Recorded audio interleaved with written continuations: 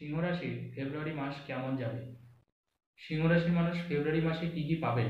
আজকে সিংহ রাশির বিষয়ে বেশ কিছু ভবিষ্যৎবাণী আমি করব, যেগুলো এই ফেব্রুয়ারি মাসে কিন্তু আপনারা পেতে চলেছেন।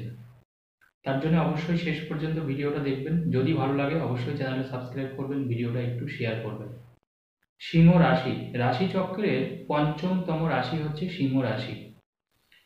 সিংহ রাশিকে অগ্নিকারক রাশি বলা হয়। জ্যোতিষশাস্ত্রে যে 12টা রাশি আছে তার মধ্যে 3টে কিন্তু অগ্নিকারক রাশি। একটা মেষ রাশি, একটা সিংহ রাশি, একটা ধনু রাশি। সিংহ রাশির অধিপতি শনিদেব না, সিংহ রাশির অধিপতি রবিদেব। শনিদেবের পিতা কিন্তু বলা হয় রবিদেবকে, মাথায় রাখবেন। সিংহ রাশির উন্নতির পিছনে রবির যেমন একটা স্বতন্ত্র ভূমিকা থাকে, আবার শনিরও কিন্তু একটা স্বতন্ত্র ভূমিকা থাকে। তার জন্যই আমি শনিদেবের নাম উচ্চারণ করলাম। এই সিংহ রাশির অধিপতি যেহেতু রবি, তার জন্য মনে রাখবেন রবি যেহেতু আমাদের আত্মাকারক গ্রহ, শক্তির কারক, সেই জন্যে সিংহ রাশির মানুষরা একটু বলশালী হয়। মানসিকভাবে স্বাভাবিকভাবে তারা কিন্তু একটু বেশি শক্তিশালী হয়। যদি দেখা যায় তার হরোস্কোপে চন্দ্রটা ভালো পাওয়ারে আছে, মানে চন্দ্রের সাথে যদি রাহু বা কেতু বসে থাকে, তাহলে কিন্তু আবার নেগেটিভ ফল দেবে। তখন মানসিক শক্তি আপনার বেশি থাকবে না। অথবা যদি চন্দ্রের সাথে শনি বসে থাকে তাহলে মানসিক জোরটা একটু কমে যাবে। নতুবা জানবেন সিংহ রাশির মানুষরা কিন্তু যথেষ্ট বলশালী হয়, তাদের কিন্তু শক্তিটা বেশি, কারণ যেহেতু এই রাশির অধিপতি রবি। বর্তমানে এই ফেব্রুয়ারি মাস যেহেতু চলছে আমাদের, এই ফেব্রুয়ারি মাসে দেখা যাচ্ছে জানবেন আপনার রাশির সপ্তমে কিন্তু শনিদেব বসে আছেন কুম্ভ রাশিতে, এবং আপনার রাশির অধিপতি কিন্তু সপ্তমে প্রবেশ করবে 13ই ফেব্রুয়ারি বিকালে। আপনার রাশির অধিপতি রবি আপনার রাশির সপ্তমে প্রবেশ করবে, এটা আপনার জন্য অত্যন্ত শুভ। প্লাস জানবেন শনিদেব কিন্তু অস্তমিত হবে, এই মাসটা পুরোটা থাকবে। তাহলে স্বাভাবিকভাবে সিংহ রাশির মানুষ বেশ কিছু ঝঞ্ঝাট অতিক্রম করছিলেন, বেশ কিছু মানসিক হ্যারাসমেন্টের শিকার হচ্ছিলেন, ভালোবাসার জায়গাটাও একটা তালগোল পাকিয়ে গিয়েছিল। কিন্তু এই জিনিসটা এখন কিন্তু আর হবে না। 13 তারিখের পর থেকে আপনার কিন্তু এটা কিন্তু আস্তে আস্তে আপনার উন্নতিটা আপনি লক্ষ্য করবেন। অর্থাৎ আপনার যেমন পরিবারে সুখ শান্তি বজায় থাকবে, আপনার দীর্ঘদিনের ইচ্ছা পূরণ হবে, এবং পারিবারিক শান্তিটাও অটুট থাকবে। কেন এটা হচ্ছিল তার কারণ দেখুন, এই শনির তার সপ্তম দৃষ্টি কিন্তু সপ্তম পূর্ণ দৃষ্টি। কারণ দেখুন সপ্তম মানে কি, যেটা আমরা সরাসরি পূর্ণ দৃষ্টি বলি সপ্তম দৃষ্টিটাকে। তো স্বাভাবিকভাবে শনির সপ্তম পূর্ণ দৃষ্টি কিন্তু আপনার রাশির উপরে পড়ছিল, এবং স্বাভাবিক কারণবশত সিংহ রাশির মানুষ দেখুন শনির দৃষ্টি তো একটা বিরাট ব্যাপার, বোঝেন তো। শনির দৃষ্টি পড়া মানে জানবেন যে আপনার উন্নতি কিন্তু থমকে যাবেই, এবং আপনাকে একটু উলট পালট করে দেবে। উলট পালট মানে কি, আপনি সিদ্ধান্ত নিতে পারবেন না, এবং যে সিদ্ধান্তটা আপনি নেবেন অনেকটা অবিবেচকের মতন সিদ্ধান্ত নেবেন, বা ভুল সিদ্ধান্ত নিয়ে ফেলবেন। দেখুন কেউ তো আমরা জেনে শুনে লস করতে চাই না। পৃথিবীতে এমন কোনো ব্যক্তি নেই যে যেচে লস খাওয়ার জন্য যায়।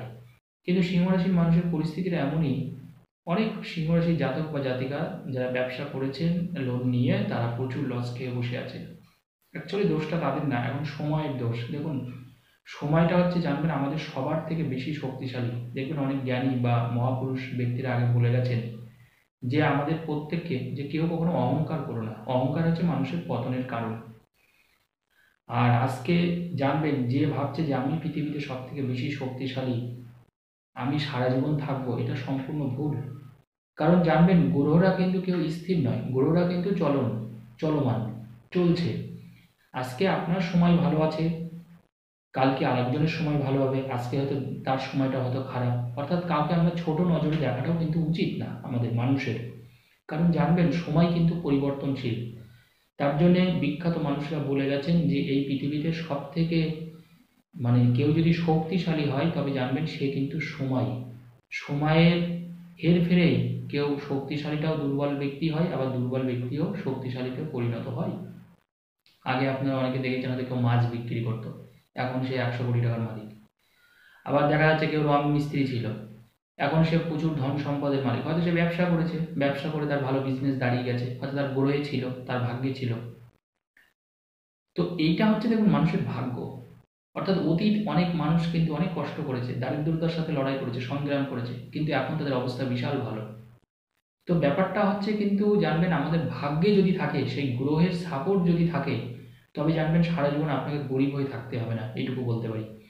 তো সিংহ রাশির মানুষের ক্ষেত্রে সপ্তম ঘরটা আপনার অত্যন্ত ভালো হচ্ছে, যে সপ্তম ঘর থেকে আমরা ব্যবসাটাকে বিশেষ করে সিলেক্ট করি, পরিবারের শান্তিটাকে সিলেক্ট করি, এবং স্বামী স্ত্রীর সম্পর্কটাকে সিলেক্ট করি, এবং আমাদের দাম্পত্য জীবন অশান্তিতে ভরে যাবে না তো, দাম্পত্য জীবনটা সুখের হবে তো, এবং বিয়ে যাদের ঠিক হচ্ছে, অনেকের এমন হয়েছে এই সময়ের মধ্যে কিন্তু বিয়েটা সব কিছু ঠিকঠাক, শেষ মুহূর্তে কেউ এমন একজন কলকাঠি মেরেছে, আপনার বিয়েটা ভেস্তে গেছে।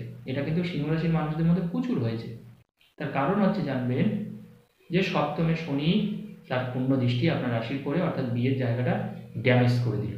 কিন্তু এই জিনিসটা আবার ওভারকাম হবে, 13 তারিখ থেকে আপনি অনেকটা বেনিফিট পাবেন। এবং আরেকটা কথা বলি, আপনার রাশির নবমে কিন্তু বৃহস্পতি আছে, এটা অত্যন্ত শুভ। আপনার রাশির অষ্টমে রাহু বসে আছে, নবমে বৃহস্পতি, বৃহস্পতির পঞ্চম দৃষ্টি আপনার রাশির উপরে আছে। তার জন্য জানবেন কেউ আপনাকে অনেক ক্ষতি করছে, দেখবেন আপনি একটু মিলিয়ে নিয়ে আমার কথাটা, দেখবেন আপনি আগে থেকে সেটা জানতে পারছেন।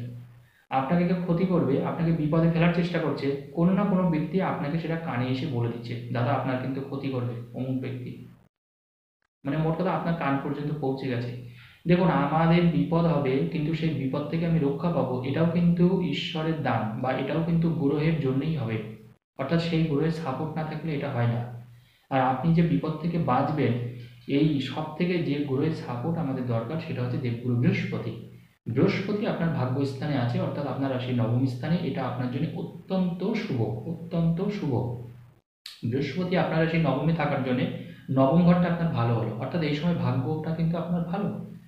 হ্যাঁ, আপনার হয়তো বেশ কিছু পারিবারিক বা ফ্যামিলি ওরিয়েন্টেড সমস্যা আপনার থাকবে, কিন্তু ন্যাচারালি কাজের জায়গায় অত ডিস্টার্ব আপনার থাকবে না। এবং কর্মের ক্ষেত্রে জানবেন এই বৃহস্পতি যেখানে আছে নবম স্থানে, সেখানেও কিন্তু শনি তৃতীয় দৃষ্টি আছে। অর্থাৎ শনি তৃতীয় দৃষ্টি থাকলেও যেহেতু ওখানে বৃহস্পতি আছে, সেই জন্য শনি আপনাকে অতটা খারাপ করতে পারবে না। তো বৃহস্পতির পঞ্চম দৃষ্টি আপনার রাশির উপরে আছে বলে আপনার বিপদগুলো কিন্তু অনেকে মানে বেঁচে ফিরছেন। এমন এমন মানুষের হচ্ছে, সিংহরাশির মানুষ, আপনি একটু মিলিয়ে নিন আমার কথাটা, মানে বিপদটা দেখুন আপনার পাশ দিয়ে একটা গাড়ি চলে গেল, কিন্তু আপনার গায়ে লাগলো না। এটা কে করলো? এটা করলো বৃহস্পতি, অর্থাৎ আপনি বেঁচে গেলেন। মানে একটা ভয়ঙ্কর বিপদ, কিন্তু সেখানে আপনি জানি, আপনি পরে জানতে পারলেন যে না, ওখানে একটা বিপদ ঘটেছে। এটাই কিন্তু ভাগ্য। আরেকটা কথা বলে দিই, আপনার দ্বিতীয় কেতু আছে, আপনার দ্বিতীয় কেতু অর্থাৎ কন্যা রাশিতে দ্বিতীয় কেতু থাকলে জানবেন সম্পর্কটা কিন্তু খারাপ করে দেয়। শুধু যে স্বামী স্ত্রী তা না, যে কোনো সম্পর্ক, আত্মীয় স্বজন, ভালোবাসা, বন্ধু বান্ধব, প্রেম প্রেমিকার সম্পর্ক, এগুলো কিন্তু নষ্ট করে দেবে। আপনার রাশির ষষ্ঠে মকর রাশিতে এখন বর্তমানে রবি বুধ মঙ্গল অবস্থান করছে। তো রবি বুধ বুধাদিত্য যোগ তৈরি হয়ে গেছে, কিন্তু ষষ্ঠে বুধাদিত্য যোগ সিংহ রাশিকে তবুও ভালো ফল দেবে। কারণ বুধাদিত্য যোগ সিংহ রাশির জন্য ভালো, মেষ রাশির জন্য ভালো, মিথুন রাশির জন্য ভালো, কন্যা রাশির জন্য ভালো। তো সিংহ রাশির জন্য ষষ্ঠ, যেহেতু ষষ্ঠ জায়গা, তো সেহেতু অতটা বেনিফিট পাবেন, তবু বেনিফিট পাবেন। এখন দেখবেন একটু বিক্রি সেল এগুলো সব বেড়ে যাবে আস্তে আস্তে। আর 13 তারিখের পর থেকে জেনে রাখুন, 13 তারিখের পর থেকে ফেব্রুয়ারির শেষ দিন পর্যন্ত, মাসের শেষ পর্যন্ত আপনার সময়টা দুর্দান্ত। যা চান তা পাবেন এবং মনস্কামনা পূরণ হবে। বেশ কিছু ফাটকা ইনকাম এই সময় আপনার ঢুকতে পারে, বেশ কিছু ফাটকা ইনকাম। এই সময় গাড়িতে কোনো ইনভেস্টমেন্ট করবেন না, মাথায় রাখবেন। অষ্টমে রাহু, গাড়িতে কোনো ইনভেস্টমেন্ট করবেন না। যারা গাড়ির ব্যবসা শুরু করতে চাইছেন বিশেষ করে, দরকার হলে ফেব্রুয়ারি মাসটা যাওয়ার পরে করুন, সেটা আপনার জন্য অত্যন্ত শুভ হবে। না হলে কিন্তু গাড়িতে প্রচুর পরিমাণে আপনি লস খেতে পারেন। আর একটা জিনিস, সিংহ রাশির ক্ষেত্রে এই সময় আপনার কিন্তু কোনো আইনি জটিলতা, মানে আগে যেগুলো ছিল সেগুলো কিন্তু কেটে যাবে। আইনি জটিলতায় যারা অনেক পড়েছিলেন, মানে কেসটার কোনো সলভ আউটই হচ্ছিল না, মাসের পর মাস, বছরের পর বছর ঘুরছিলেন, তাদের কিন্তু সেখান থেকে এবার একটা মুক্ত হওয়ার সময়, অর্থাৎ কেসটা পুরোপুরি মিটে যাবে। এটা কিন্তু সিংহ রাশিতে দেখা যাচ্ছে। এই ছিল আজকের আলোচনা। ধন্যবাদ, ভালো থাকুন।